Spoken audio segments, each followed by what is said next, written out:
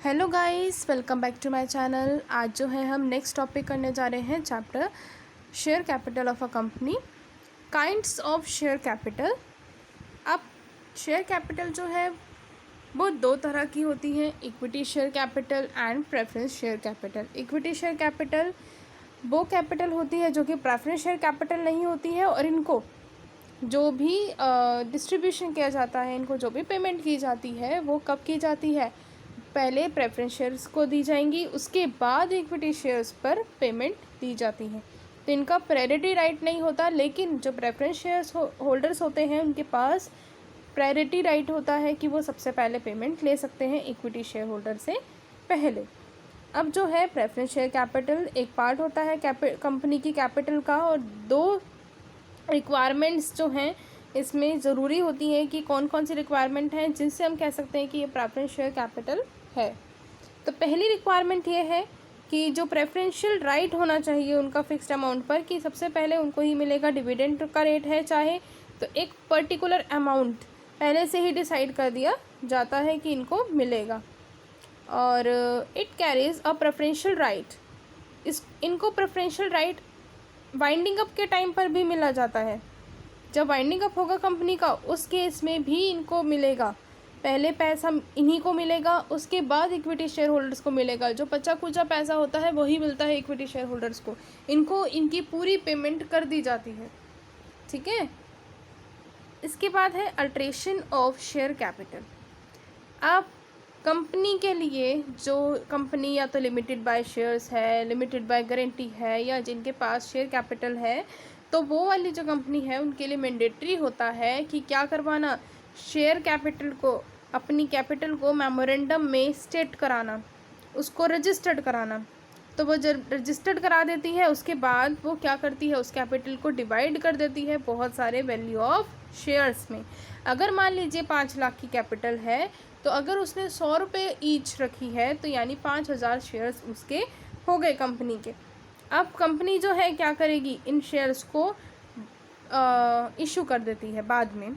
अब कंपनी क्या चाहती है, उसका बिज़नेस जो है बहुत ज़्यादा अच्छा चल रहा है, वो सोच रही है कि वो कैपिटल इंक्रीज़ कर ले, या फिर उसका बिज़नेस सही नहीं चल रहा है तो वो सोचती है वो अपनी कैपिटल को डिक्रीज़ कर ले। तो इसके लिए वो अपनी कैपिटल में क्या करवाती है, अल्ट्रेशन करवाती है। तो जो कंपनी है वो अपनी कैपिटल को इंक्रीज़, रीऑर्गेनाइज और डिक्रीज़ करा सकती है। अब एक वर्ड आया है रीऑर्गेनाइजेशन, या फिर हम कह सकते हैं रीऑर्गेनाइज। तो इस वर्ड का मीनिंग क्या है, अगर मान लीजिए कि कंपनी के जो शेयर्स हैं 5 लाख की कैपिटल है। अब उस पे पहले तो कंपनी 100 रुपये के एक शेयर देती थी, यानी कितने हो गए, 5000 के शेयर्स हो गए 100 रुपये ईच। अब वो एक ही शेयर दिया करती थी 100 रुपये का, लेकिन अब कंपनी ने क्या किया, वैल्यू उतनी ही रखी 5 लाख रुपये, लेकिन शेयर की वैल्यू को क्या कर दिया, नॉमिनल वैल्यू को कम कर दिया, 10 रुपये ईच कर दिया। तो इसको बोलते हैं रीऑर्गेनाइज, कि या तो शेयर की वैल्यू को उसने 100 से 10 कर दिया, या 10 से अगर 100 करती है तो इसको हम बोलते हैं रीऑर्गेनाइज, कि उसने अपनी शेयर कैपिटल तो उतनी ही रखी, लेकिन क्या करा, वैल्यू को रीऑर्गेनाइज कर दिया, चेंज कर दिया। अब इंक्रीज़ और डिक्रीज़ में ये हो जाएगा, अगर 5 लाख की कैपिटल है या तो वो उसको 3 लाख कर ले, या 5 लाख की कैपिटल है तो उसको वो 7 लाख कर ले, ठीक है। इसके बाद आता है methods of alteration in share capital. Share capital में अल्ट्रेशन करने के क्या क्या मेथड्स होते हैं। तो पहला दे रखा है कि कंपनी अपनी शेयर कैपिटल को आसानी से इंक्रीज़ कर सकती है, और जो भी उसको सही लगता है उतने शेयर्स वो बाद में इशू कर देगी।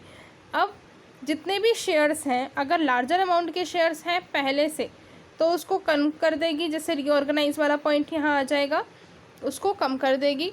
और ये जो है मेनली अगर हम बात कहें, अगर अकाउंट्स की बात कहें, तो इंटरनल रिकंस्ट्रक्शन का एक चैप्टर होता है, तो उस केस में ऐसे ही होता है, जो शेयर कैपिटल होती है उसको रीऑर्गेनाइज करते रहते हैं। पहले 100 की थी, फिर 10 की कर दी, फिर 10 वाली जो थी वो 6 की कर दी, उसमें जो 4 रुपये हमें प्रॉफिट हुआ वो रिकंस्ट्रक्शन में डाल दिया। इस तरह से रीऑर्गेनाइज करते रहते हैं।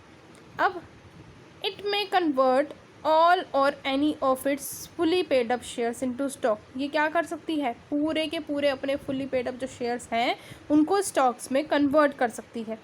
अब ये बात हमेशा ध्यान रखनी है कि जो स्टॉक होता है वो हमेशा फुल्ली पेड अप शेयर्स का ही होता है। पार्टली पेड शेयर्स को स्टॉक में कन्वर्ट नहीं किया जा सकता। अगर पार्टली पेड शेयर्स हैं तो पहले उनको फुल्ली पेड अप में कन्वर्ट करेंगे, उसके बाद ही स्टॉक में कन्वर्ट करेंगे। अब नेक्स्ट पॉइंट है, इट में सब डिवाइडेड इट्स शेयर्स और any of them into the share of smaller amount than its fixed by its memorandum. जो भी उसके मेमोरेंडम के हिसाब से वो अपने मेमोरेंडम में फिक्स करेगी, उस ही अमाउंट को, स्मॉलर अमाउंट को शेयर मान लिया जाएगा। वही रीऑर्गेनाइज वाली बात आई, पहले लार्जर अमाउंट में कर दिया था सेकेंड पॉइंट में, और फोर्थ पॉइंट में स्मॉलर अमाउंट में कर दिया है। It may cancel the shares which have not be taken और agree to be taken by a person, any person. अगर मान लीजिए कंपनी के जो शेयर्स थे 10 रुपीज़ ईच थे, अब कंपनी ने 8 रुपये कॉल्ड अप किए थे, 2 रुपये अभी कॉल्ड अप करने रह गए थे, जो फाइनल कॉल है वो रह गई। अब वो फाइनल कॉल कंपनी सोच रही है कि हमें वैसे भी तो लॉस हो ही रहा है, या हम लोग अपनी कैपिटल को डिक्रीज़ करना चाहते हैं, तो इस केस में कंपनी क्या करेगी, वो 2 रुपये उन पर्सन से मंगाएगी ही नहीं, वो छोड़ देगी 2 रुपये, और बाद में अपने मेमोरेंडम में स्टेट कर देगी कि हाँ मैंने उन 2 रुपये वो कैंसिल कर दिए शेयर्स, उसका पैसा मैंने नहीं मंगाया है। अब है these rights can be exercise by the company के द्वारा एक्सरसाइज किए जाते हैं इन जर्नल मीटिंग, उसकी जर्नल मीटिंग में, और कोई नेसेसरी नहीं होता कि सेंट्रल गवर्नमेंट या कोर्ट को इस चीज़ के लिए सैंक्शन दिया जाए। और it may be remembered that cancellation of जो शेयर्स हैं does not amount to reduction of share capital. अगर हम कैंसिल कर रहे हैं शेयर्स को, तो इसका मतलब हम ये नहीं कह सकते कि हम रिडक्शन कर रहे हैं, ठीक है। तो ये सिर्फ एक पॉइंट लिखा जाएगा। अब पहला पॉइंट है इंक्रीज इन शेयर कैपिटल। वही बात है, शेयर कैपिटल में इंक्रीज लेकर आना। 50 लाख के शेयर कैपिटल के 50,000 के शेयर्स ले लिए और 100 रुपये ईच है, और इसको बाद में इंक्रीज़ करना है, इंक्रीज इट्स कैपिटल 10 लाख से इंक्रीज़ करना है, तो 10,000 के शेयर्स वो 100 रुपये ईच इशू कर देगी कंपनी। और इसके बाद है consolidation and division of share capital.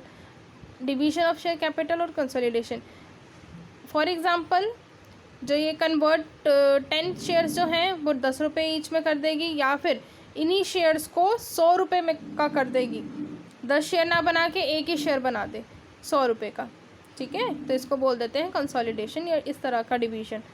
फिर है conversion of shares into stock and reconversion. Share को कन्वर्ट करना है स्टॉक में, या स्टॉक को दोबारा से कन्वर्ट करना है शेयर्स में। इस तरह के केसेस को भी कंपनी आसानी से कर सकती है।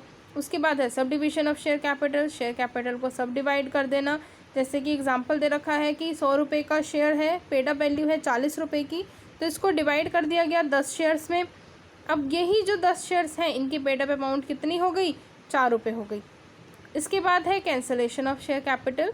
एक लिमिटेड कंपनी है जिसके पास शेयर कैपिटल है, वो क्या कर सकती है, अपने शेयर्स को कैंसिल कर सकती है, जो कि उसने मंगाए ही नहीं हैं और उन पर्सन्स ने दिए भी नहीं हैं। जब तक कंपनी मंगाएगी नहीं, कॉल्ड अप नहीं करेगी, तो पर्सन्स देंगे भी नहीं।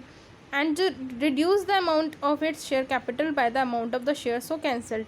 जो भी शेयर कैंसिल कर दिए गए हैं उसका अमाउंट भी कंपनी की कैपिटल में रिड्यूस हो जाएगा। लेकिन under the provisions of the companies act such cancellation, इस तरह की कैंसिलेशन को हम reduction in the company share capital नहीं बोल सकते हैं, नहीं मान सकते कि इस तरह से रिडक्शन हुआ है कंपनी की कैपिटल का। फिर नेक्स्ट है legal restrictions for alteration.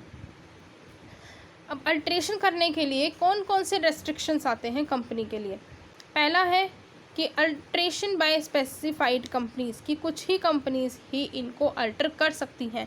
Company having guarantee, या कंपनी लिमिटेड बाय शेयर्स है, कंपनी लिमिटेड बाय गारंटी है, या कंपनी हैविंग शेयर कैपिटल। जिन कंपनी के पास शेयर कैपिटल नहीं है वो अल्ट्रेशन अपनी शेयर कैपिटल में कर ही नहीं सकती, क्योंकि उनके पास शेयर कैपिटल ही नहीं है। तो यहाँ पर ये रेस्ट्रिक्शन है कि नॉट हैविंग शेयर कैपिटल वाली कंपनी नहीं कर सकती। और provision in articles of association, अगर उनके आर्टिकल्स में लिखा है तो वो कर सकती है, अगर उनके आर्टिकल्स में नहीं लिखा है तो वो नहीं कर सकती। The alteration can be done only if there is a provision for altering the share capital in the articles of the company. इसके बाद है पासिंग ऑफ ऑर्डिनरी रेजोल्यूशन। ये पावर होती है to alter the share capital जो भी share capital alteration करनी है तो उसके लिए ऑर्डिनरी रेजोल्यूशन पास कर लिया जाता है। तो इसके लिए फिर बाद में कोर्ट से कंफर्म करने की कोई ज़रूरत नहीं पड़ती है। The power to alter the share capital can be exercised by the company by passing an special resolution and does not require to be confirmed by the court. इसके बाद है प्रोसीजर ऑफ अल्ट्रेशन। अल्ट्रेशन का procedure, acceptance of ordinary resolution. यहाँ पर ordinary resolution को accept कर लिया जाता है उनकी जनरल मीटिंग में। फिर आता है information to registrar. Except for an increase in share capital the notice about any alteration must be given to the registrar within 30 days. सिर्फ इंक्रीज इन शेयर कैपिटल को छोड़कर जो भी अल्ट्रेशन होगा वो 30 दिन के अंदर अंदर रजिस्ट्रार के पास पहुँच जाना चाहिए। और जो रजिस्ट्रार है shall thereupon record the notice, उसको रिकॉर्ड करना पड़ेगा नोटिस को। And makes any alteration which may be necessary in companies memorandum और आर्टिकल्स और बोथ। अगर रजिस्ट्रार को लगता है कि मेमोरेंडम में इसका चेंज आ रहा है या उसके आर्टिकल्स में चेंज आ रहा है तो वहाँ पर भी उसको चेंज करना पड़ेगा रजिस्ट्रार को। अगर दोनों में आ रहा है तो दोनों में करेगा। If default is made in giving such notice, अगर इस तरह का नोटिस नहीं दिया जाता है रजिस्ट्रार को तो जितने भी ऑफिसर इस डिफ़ॉल्ट में इंक्लूड होंगे उनको पनिश किया जाएगा फ़ाइन के साथ, जो कि 1000 रुपीज़ पर डे का होगा। और ये अगर डिफ़ॉल्ट कंटिन्यू रहा तो 5 लाख रुपए तक का फ़ाइन उनको पे करना पड़ सकता है, जो कि इससे कम तो होगा ही नहीं, 5 लाख तो पे करना ही पड़ेगा। उसके बाद है effect of conversion of shares into stock. अगर कंपनी जो है जिनके पास शेयर कैपिटल है और वो अपने शेयर्स को स्टॉक में कन्वर्ट करती है and has given notice of the conversion to the registrar, और रजिस्ट्रार को ये नोटिस दे देती है, तो जितने भी एक्ट हैं प्रोविज़न में ये कहते हैं which are applicable to shares only shall cease to apply to so much of the share capital as it converted into stock. तो सारे प्रोविजंस उसने फुलफिल कर लिए। जो भी शेयर कैपिटल उसने अगर कन्वर्ट करानी है शेयर्स को स्टॉक में तो उसके लिए नोटिस दे दिया रजिस्ट्रार को, तो इससे क्या हो जाएगा, उनकी जो शेयर कैपिटल है वो स्टॉक में कन्वर्ट हो जाएगी। उसके बाद है notice of increase of share capital. अगर इन केस कंपनी जो है अपनी शेयर कैपिटल को इंक्रीज़ करना चाहती है तो उसको रजिस्ट्रार को विद इन 30 डेज़ और पासिंग द रिजोल्यूशन पास करने के बाद नोटिफाई करना होगा। और ये जो नोटिस है ये रजिस्ट्रार को विद इन 30 डेज़ दे देना चाहिए, और रजिस्ट्रार को सारे के सारी जितनी भी पर्टिकुलर्स होंगी वो सारी देनी चाहिए कि ये जो इंक्रीजमेंट होगी है किस शेयर्स के किस क्लास के शेयर्स को इफेक्ट करेगी और किस तरह की कंडीशंस इसमें लागू होंगी। If any subject to which the new shares have been और आर टू बी इशूड, अगर कोई ऐसा है कि वो न्यू शेयर्स इशू करना चाह रहे हैं या और अगर कंपनी जो है डिफ़ॉल्ट करती है कि वो उनको नहीं देती है, रजिस्ट्रार को सबमिट नहीं कराती है, तो उसको फ़ाइन पे करना पड़ेगा, जो कि 1 लाख तक 1000 रुपीज़ पर डे होगा। और अगर ये डिफ़ॉल्ट कंटिन्यू रहा तो 5 लाख तक रुपए फ़ाइन उनको पे करना पड़ेगा। आज जो है हम करेंगे यहीं तक कई टॉपिक, नेक्स्ट वीडियो में हम करेंगे नेक्स्ट टॉपिक। मिलते हैं नेक्स्ट वीडियो में, बाय बाय।